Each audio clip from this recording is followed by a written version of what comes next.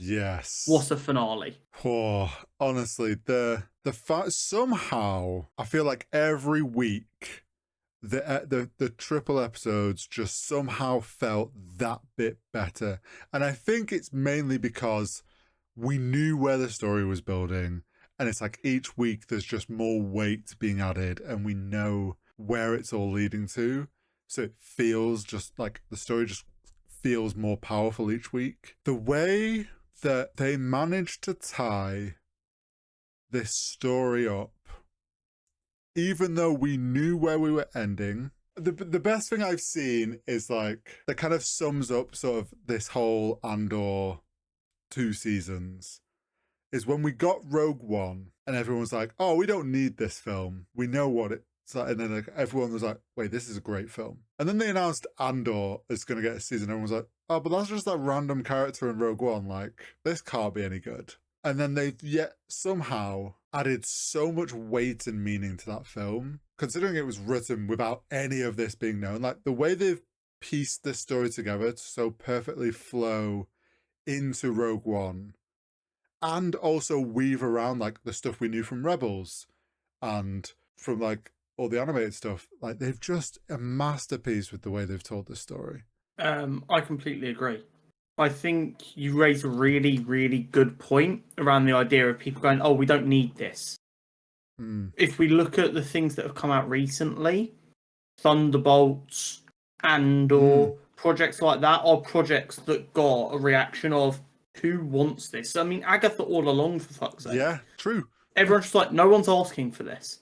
And it goes to show that, yes, as fans of a franchise, we do matter. But at the end of the day, these incredibly creative and talented people who also love these IPs and these franchises do have good ideas. And just because you don't know you want it, doesn't mean you don't want it. Oh, yeah. And don't get me wrong, we need to be careful. We don't want Disney thinking everyone wants a 2-series spin-off of every side character. No. But there is also an element of, just because no one asked for it doesn't mean there isn't a story there worth telling. And if someone like Tony Gilroy is confident that he's got a story to tell for that character, we should trust them. I think it is one of the most powerful arguments I will ever be able to make for why franchises aren't just money-making machines. We spoke about it a few times with Andor Season 1, about how if you were to try, if like Andor Season 1 was just released and no one knew it was a Star Wars project, it was just a sci-fi dystopian project, it would be viewed as a masterpiece because people wouldn't have it wouldn't have the stink of it being a big IP. Yeah, I get what you mean. Andor Season 2 elevates that even further for me. Yeah, people are respecting it and loving it, but you can't tell me that this doesn't prove that people look down on genuinely thought-provoking and beautiful projects from IPs as less than because they're from an IP. Yeah, and hopefully this allows the studios to learn the right lessons about that and go, okay, yeah, this is Star Wars, this is Marvel, this is DC, this is fucking anything. That doesn't mean we can't make a beautiful story that makes sense in our universe, but also is incredibly powerful and genuine art. And I will never stop singing the praises of everyone who worked on these, on Rogue One and/or Season 1 and 2, because it's genuinely some of the best we've got from a connected universe, and it's proven what Star Wars can be. And also, I think, for once and all, it's proven that art is not only inherently political, but pretending it isn't worsens the product. No, I agree with that. And it's like something I think this also as well, for Star Wars in particular, it proves there is amazing stories that, when done well, can be in the Star Wars universe and not have Jedis. Or like, okay, there is technically Sith in this trilogy because Darth Vader briefly shows up in Rogue One. But for the most part, there is no Jedi or Sith except for the little bits in Rogue One and like the mention of the Force and stuff. But like, it shows that there's so many stories in this world that can be told without that stuff, because Star Wars is more than that. It is a lot of the political stuff. I think as Star Wars fans, we're in a very precarious spot right now because I think everyone understands that we need to move away from the same 20 characters that George Lucas focused on in the prequels and the original trilogy. Mm-hmm. But at the same time, some people are scared of moving away from that and they think it's no longer Star Wars. And I don't understand how George Lucas has created such an expansive universe while he was still heavily involved. And we think that just sitting with these 12 characters over a 40-year period is all there is to tell. It's like, no, we've got, like, Skeleton Crew and Andor are complete polar opposites in every way. The storytelling, the stakes of the situation, how mature the themes are, yet they both scream Star Wars from every pore of their body. And this is what we need the creatives to do, and as fans, this is what we need to be more patient with, is instead of going, that's not Star Wars, that's not Star Wars, you let them make these things, and if something doesn't feel like Star Wars to you, you can ignore that stuff. But we need to get the creators focused more on like individual stories within the universe rather than everything connecting to the 9 big films. Do you know what I've somewhat realized from Andor? Because I've, for the longest time, and on this podcast, have been like, we need to move away from the Skywalker era. Like, I want them to move away from it. But like, actually, Andor is slap bang in the middle of this and massively tied into it. And actually, what it's made me realize is, myself included in this, the people that like started saying we need to move away from the Skywalker like era was after the sequels. And I don't actually think, I'm realizing now, it was never an issue with it being in the Skywalker era. The issue that actually was there was the story they told in the sequels was just a cookie cutter replica of the original trilogy. Yeah. If they just told something new and a really good new story, but still tied with those characters that we all knew and loved, it would have been perfect. Because Andor's done that with some of the characters we've known since Rogue One and the bigger picture, like Mon Mothma, etc. They've still tied it in with characters we know, but told a new story that we didn't know, and brought in new characters that now you look at the overarching story, and I'm like, well, fuck yeah, the rebellion never would have existed without Luthen. Like, yeah, absolutely. Like, there's characters now from Andor that have so much weight and importance now we've had their story on the bigger picture. Like, there's so many things. It's funny, I saw someone compare, they're like, when you look at it now, we've had this story added into things. It's like Han wouldn't have been able to be the smuggler turned does things for good, helps the right people. He was able to run because Andor, or he could walk that path because Andor ran that path.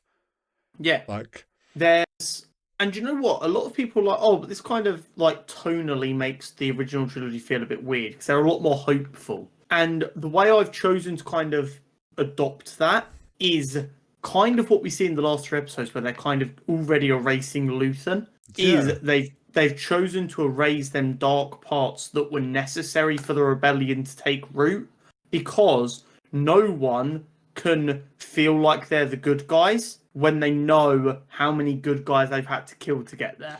Well, yeah, this is what we said last week. Like, right? the rebellion we see in A New Hope cannot be directly linked to the death of Lonnie, because that's not how that rebellion does business. Do you know what I mean? Yeah. So the way these last 3 episodes wrap up the idea of the story of Andor and Rogue One was the dirty, gritty, horrible work of the rebellion that you can easily sell as terrorism. Yeah. And the stuff seen in New Hope is what that dirty work allows to take root, which is people seeing the injustice of the Empire and fighting back directly against the military with no risk to civilian life.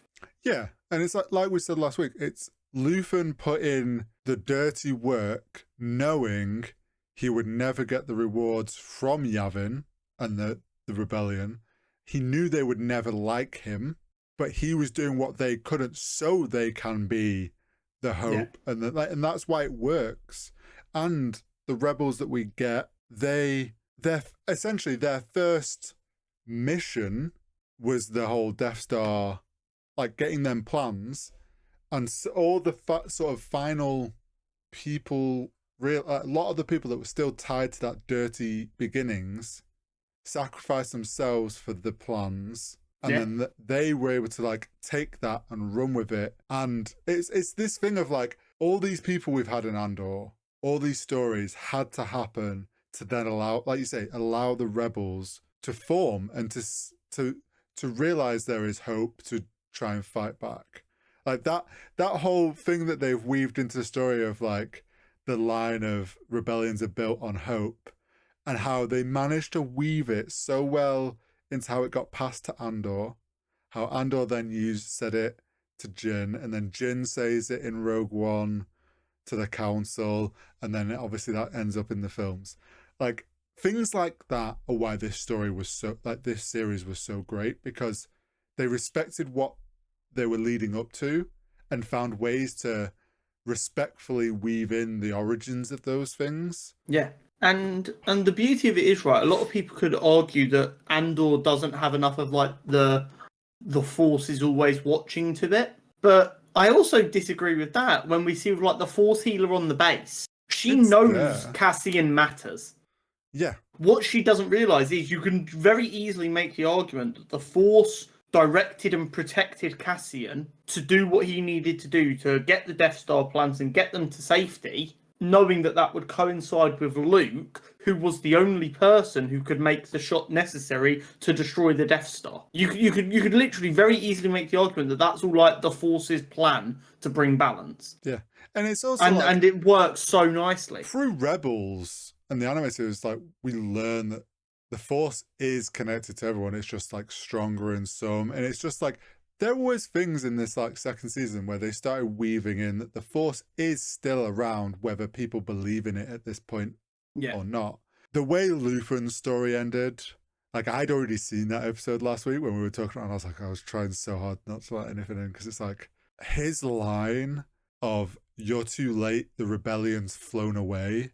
There's a whole galaxy now ready to discuss you." Like that is what we've been saying of this idea that he put in all that dirty work so that like the rebellion now spread everywhere. There is no stopping it. It's already been rooted into the galaxy because of the work he did. And I just loved like the way his story wrapped up to it, where Dedra thinks she's finally got him. She's finally got that win that she's been chasing for 2 seasons. She's caught this big bad guy, and it's like, no, you're too late. We're already one step ahead of you. Like, I delayed you long enough that the rebellion has had time to grow. The beauty of that scene is, I genuinely think, one of the best scenes I've seen, from writing to the scoring to the acting from Skarsgård, and I forget the Dedra's actress name. Phenomenal acting. A lot of people have been dissecting the language, and when she goes, "Are they all legitimate?" And he's like, "Only 2 things here of questionable validity." A lot of people like he's talking about him and her because they're both lying at the time. Yeah, that I never And thought that was and it's beautiful, and this back and forth, and it goes back to what brought Cassian and Luthen together with the transponder thing. Yeah. And like you say, she thinks she's caught him, and she's confident that she's going to be able to torture the information out of him.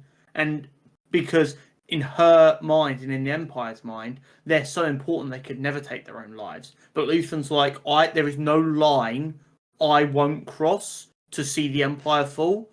And that includes, I'll kill myself. I don't give a fuck. Yeah. I've done my job. I ain't gonna let you get like, anything out of me. She's so confident that the Empire is just always in control. She's from her point of view, they just completely dismantled Gorman as they intended to. So as far as they're aware, they still think they have full control over this thing. And like that, she's like, "Oh, I finally caught you, and now that's it. Like, you're gonna end up. I'm gonna have my time to torture you." And like you say, not thinking that they would be as reckless as to take their own life. But yeah, that whole and then like Claire then how obviously being the one to go kill him, essentially cut him off from life support. I love that they were like, oh, this was A three-man team. three man team, and it's like the fact that Claire is so badass that, and it's like, yeah, that is why the rebels won, because they were able to act in such small numbers that the Empire could only believe that it was large numbers of people doing this. I've got to be honest, my favourite part of the last three was absolutely when we get to hear, I forget the guy's name from the first season, talking through his manifesto again. Oh, yes. And we see that the Empire's got hold of it, and even he's playing it, and he's like, it's out there, it's everywhere, we can't stop it, it's going too far, too fast. And, like, you know, I ranted and raved about that manifesto after season 1. I thought it was phenomenal. So to see it come back and go, that moment, which at the time we were like, oh, he's died before he can get it out there.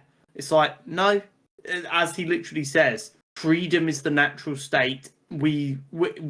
Anything else is abhorrent and wrong and not right, and it will find a way to be out there.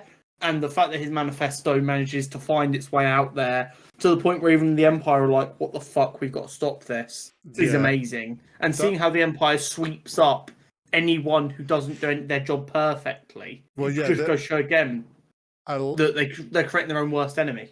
That whole final moment for Partagast, where he's, like you say, he's listening to this manifesto, and for him, he's listening to that as like, I've failed at my job, knowing as well failure isn't allowed. Knowing the cost of that failure. Yeah.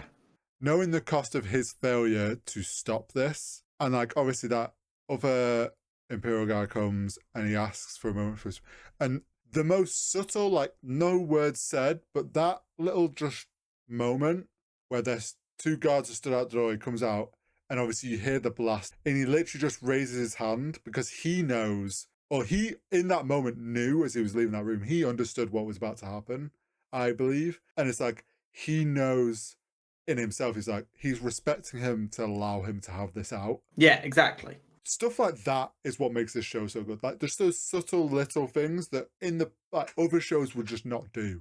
Especially for how intense the last 3 episodes are, they don't rush anything. They let moments linger. And this is something that I think we've kind of briefly spoken about the trend in like TV and cinema, where you get more cuts now, and like it's a lot faster paced. And when it happens where something takes its time a little bit, you feel it a lot more, and you find yourself waiting. It allows you then moments to breathe, knowing that it's got its claws so deep into you that they don't stop talking for a second and you're just straight to your phone. You're sat there going, yeah, and you're just waiting patiently for it. And that, I think, shows the masterful writing, direction, everything of the show. The fact that at no point does something stop happening for a second. I'm like drifting away. I'm like, yeah, I'm here. I don't want to miss a thing. It's a mastercraft. You know when something hits with me, I really can't praise it highly enough, and I'm in the exact same situation with this. It is simply phenomenal. There's so many. I've told Jenna she needs to go back and watch season 1 and 2. She watched Rogue One and enjoyed it with me when it came out. I was like, you need to give these a chance. You'll really, really enjoy them. There's so many things, and like seeing all the interviews and stuff since the finale's come out, where they're obviously asking more of the deeper questions and stuff. It's things like you mentioned the score is so great in this, but like something I've kind of, it's one of those things where you subconsciously had noticed it, but until someone says it, you don't really realize. There wasn't really throughout all of Andor, they never used like orchestral music. No, which is very Star Wars to use orchestral music as well. Except for these last couple of episodes, where on purpose, these last 3, they slowly started mixing it in and blending it in, because it all built up to the orchestral that then plays at the beginning of Rogue One. And that was all to add into this like lead up, and like that third and final episode with that final walk, just like all those, like, and it leading directly up to what we know comes next. I mean, we got more K2. Fucking loved K2. Alan Tudyk is a masterful actor. We've Yep. known this for a while. Seeing, I think I sent you the TikTok of him doing the actual motion capture for K2SO Yes. on the bridge. Yes. I've always, even though I don't fully understand what it takes to do it, I always try to make sure I approach anyone doing mocap work with a lot of respect. Because just because I don't understand it doesn't mean it's not difficult. But actually, like understanding K2SO as a character, seeing it with K2SO first, and then seeing his performance, I'm like, oh my god, he was like even the walk he's got going on and like the swagger to it, it's got that K2SO feel to it. And He's like on obviously stilts.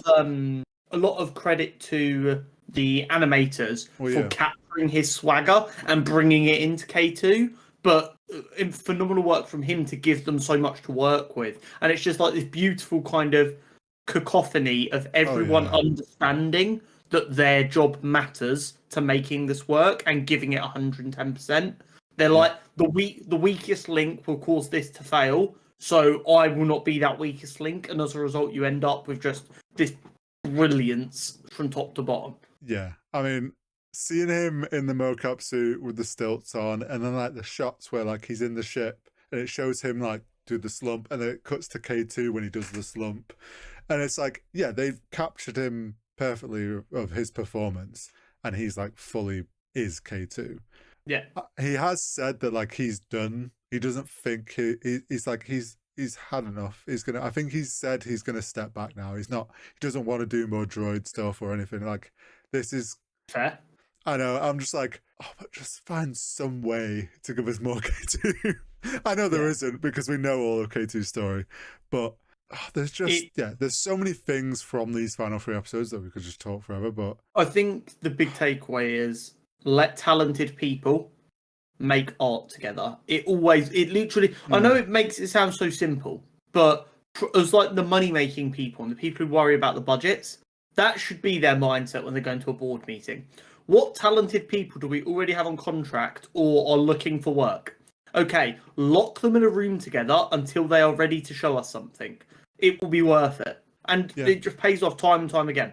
it's just Absolutely. this, and I fully recommend, like, and obviously I've said it to you loads, but for anyone that hasn't gone back and rewatched Rogue One, it's just crazy rewatching that now and how it just puts a fresh angle on so many lines, so many things said and decisions made. You're like, with the added context we have now, obviously they didn't know this context when they made it, but it was able to change the context slightly and add more depth to a film that has been out for 10 years. Like, it's wild. I completely agree. Yeah. I mean, I fucking love the show. It's so good.